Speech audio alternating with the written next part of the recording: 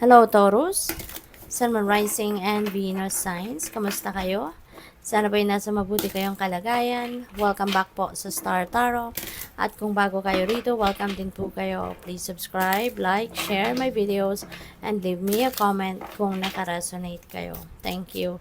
Tignan natin kung ano mga messages ninyo. Energy surrounding you this week. Current energy ninyo ay the Magician energy. What to embrace is the Lovers. Anong dapat ninyong iwasan? We have the King of Wands. Ano yung accomplishment ninyo? We have the Star. Ano yung blessings, opportunities that might come your way? We have the King of Wands. Ano yung possible na obstacle ninyo? Taurus, we have the Ace of Cups. Ano yung advice ng Spirit para sa inyo this week? We have Justice energy. Ayan. So, yung theme ninyo is Six of Pentacles, which is really beautiful. Kasi, Six of Pentacles is prosperity energy. You know, meron dito mga paparating na pera, meron dito mga financial blessings, or financial opportunities that might come your way, no, na maaring yun na makatulong sa'yo na masolusyonan kung meron man kayong mga problema sa pera, meron man kayong mga financial obligations, at nagkukulang kayo. So, yung mga kaperahang ito na dadating, no, could solve your financial problem, no? At pwede pang talagang magiging prosperous and abundant kayo kasi baka marami, no? Maaring marami ang panggagalingan ng pera ninyo or marami ang dadating na pera sa inyo, no? And hindi lang yan makakatulong sa inyo, but that could also help other people as well, 'di ba? Hindi lang yan sapat para sa iyo, but that could be also more than enough para sa iyo. Okay? So, yung current energy ninyo is the Magician. No? Magician is new beginning energy. You know, this is number 1. Meron kayong sisimulang bagong ganap sa buhay. At kung nakikita ninyo, no, yung kamay niya, nakataas, may 1, no, parang sinasabi niya na, Aja, let's go, let's do it, no, parang ganon. Kasi, excited na siya because lahat ng tools na kailangan niya, lahat ng mga bagay na kailangan niya siguro, no, para mag-take action, nandiyan na, no, nandiyan na yung tools sa harap niya. Kaya excited na siya magsimula. So, maaaring gano'n ang mararamdaman ninyo. Yun ang may experience ninyo around this time, Taurus, no? So, good luck sa'yo. At kung ano itong, maaaring pinapangarap mo, ano yung goal mo, maaaring yan ang pagte-take action na ninyo, no? So, we also have the Lovers. Yung Lovers energy naman na to, this is what you need to embrace sa ngayon, which is really beautiful, lalong-lalo na pagdating sa inyong relationships, no? Pagdating sa love life. Kasi, baka ang iba sa inyo rito is going to enter a new love and romantic relationship. Baka kayo ay, alam mo yun, may kaligawan, no? Baka may naliligaw na sa inyo sa ngayon at baka officially, no, magiging kayo na. Yung parang officially, baka magiging magjowa na talaga kayo, no? So, pwedeng ganyan ang kaganapan dito for some of you. Pwede rin naman na baka may proposal, no? Baka merong marriage proposal para sa iba. Baka magle-level up na kayo ng commitment ninyo into marriage, no? So, pwedeng may mga ganong usapin din, no? Ang iba sa inyo rito. So, ano dapat ninyong iwasan, no? We have the King of Wands. Ayan. So, King of Wands is a leader, no?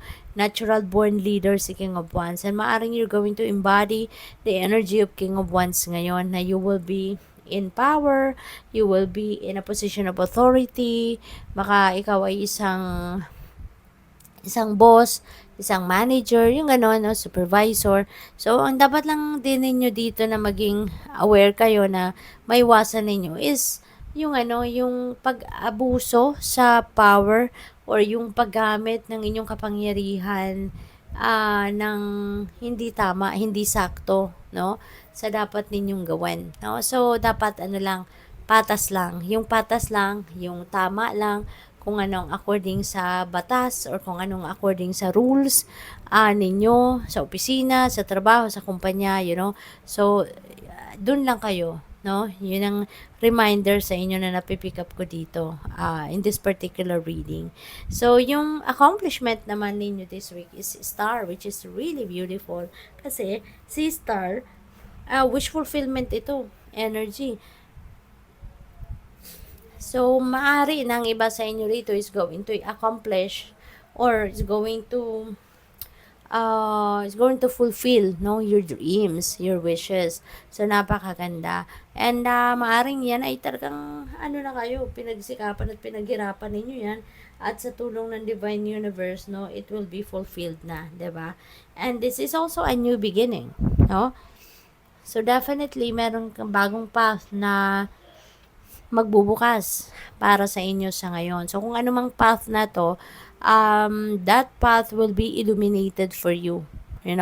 Iilawan ng Divine Universe ang daan patungo dyan sa kung ano man ang, na yan, ano man yung sitwasyon na yan na dapat ninyong mapuntahan, no?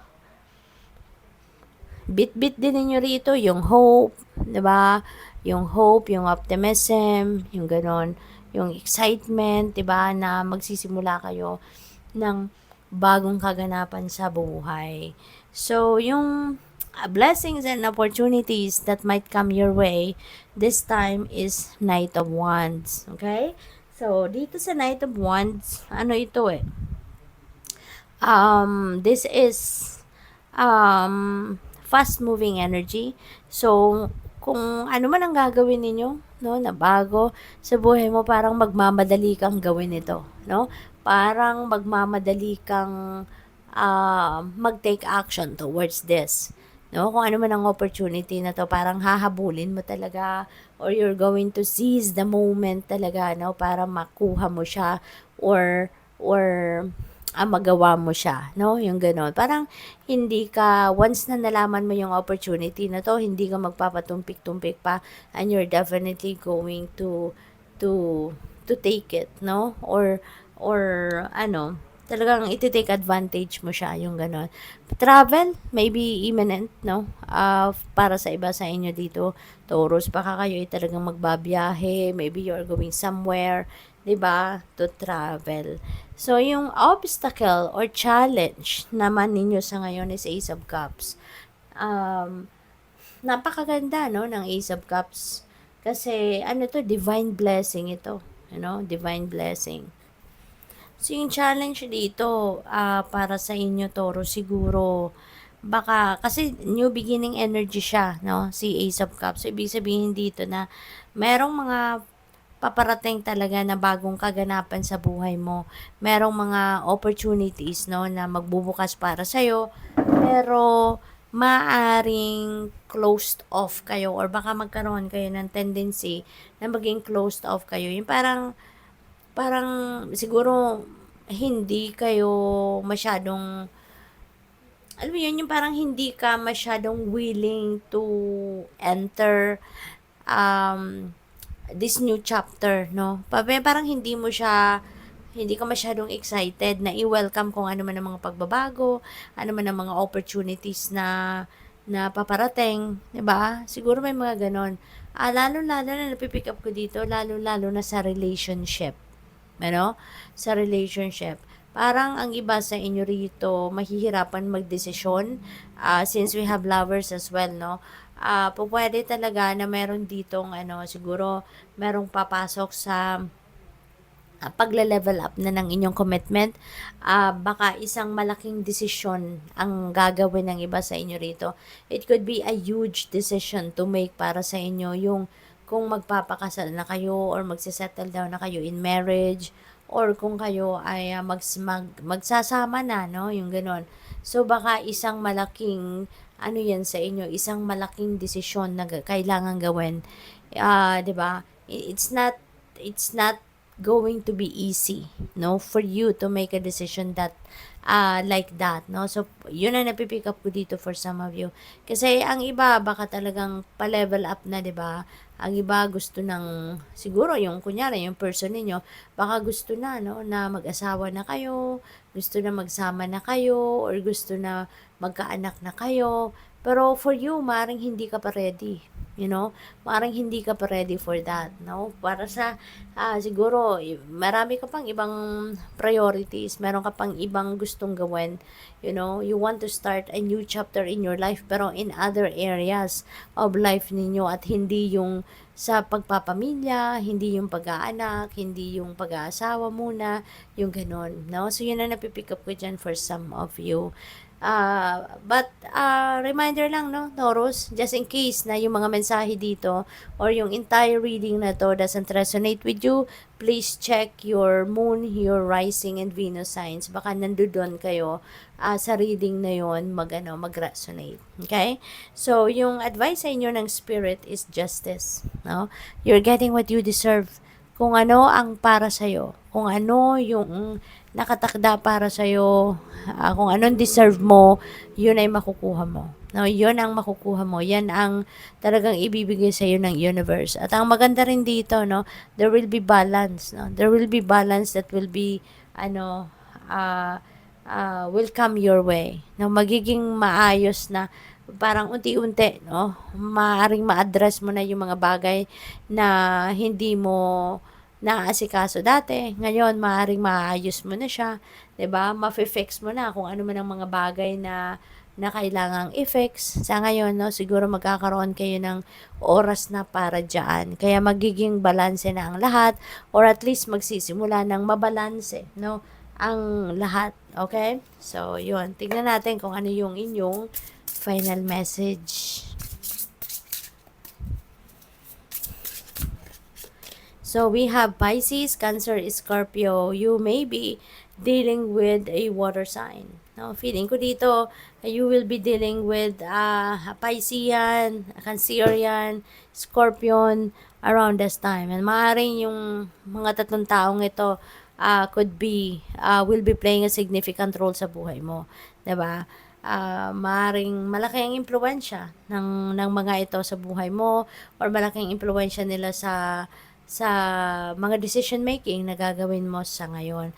Probably din, no, kung wala man kayong mga interactions with this water signs, ay baka meron kayong mga water signs, no, sa inyong natal chart, no? So, pwedeng ganon. So, good luck.